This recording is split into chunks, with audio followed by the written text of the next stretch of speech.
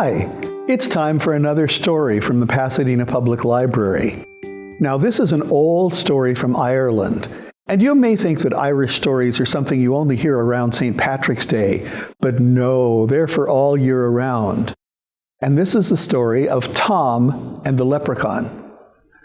Now, Tom always wanted to be rich, but he just didn't have a way to do it. There was one way, though, that if you could catch a leprechaun, you could make it give you its pot of gold. Now, leprechauns made gold by making shoes for all the other fairy folk and selling them, and since the fairy folk were able to produce gold whenever they wanted, they paid in gold, and so the leprechauns got a pot of gold. But you had to catch a leprechaun to do it. One day, Tom was out walking in the fields, and from behind a bush, he heard a tiny sound. Tap, tap, tap, tap, tap, tap, tap, tap, tap.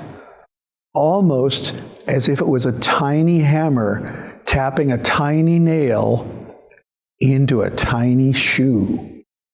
And so he crept closer and closer and closer.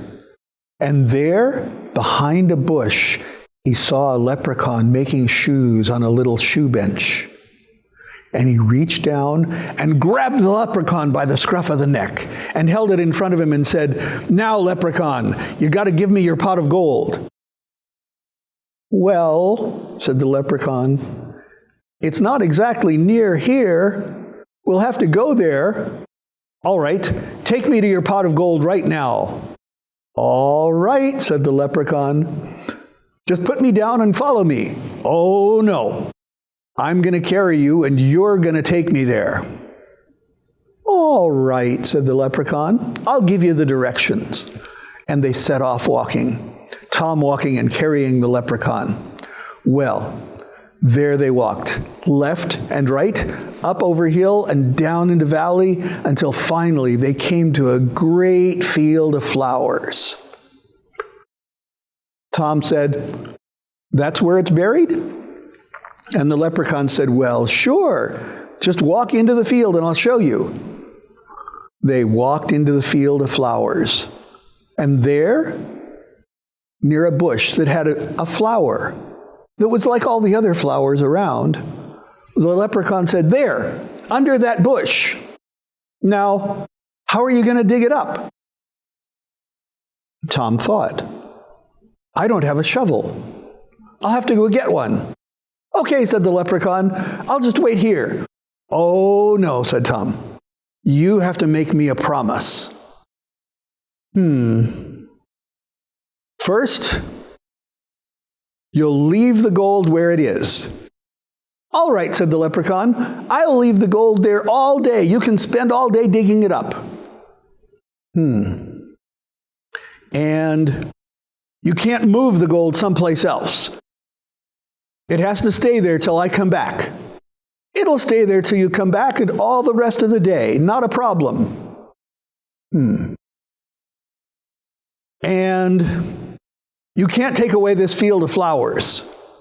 "Oh, okay, I won't take away the field of flowers. It'll still be here." "Fine," said Tom. And then he did something the leprechaun was surprised by. He took off one of his shoelaces and tied it around the flower and said, "You've promised these things, and your word as a leprechaun is your word, so I'm letting you go now." And he put the leprechaun down, and he went off to get a shovel.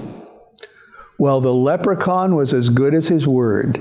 He didn't take away the gold that day, he didn't move the gold that day, and he didn't take away the flowers.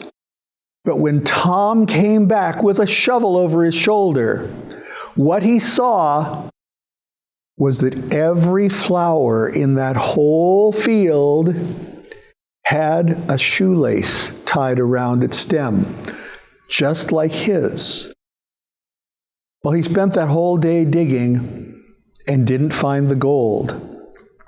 And he realized what the leprechaun had said. And by the end of the day, when he hadn't found the gold, he knew the leprechaun had won. He didn't come away with a bucket of gold. or even a single piece of gold. But he came away with the knowledge that not everyone can catch a leprechaun, and at least he'd have a story to tell. And that was the story of Tom and the leprechaun.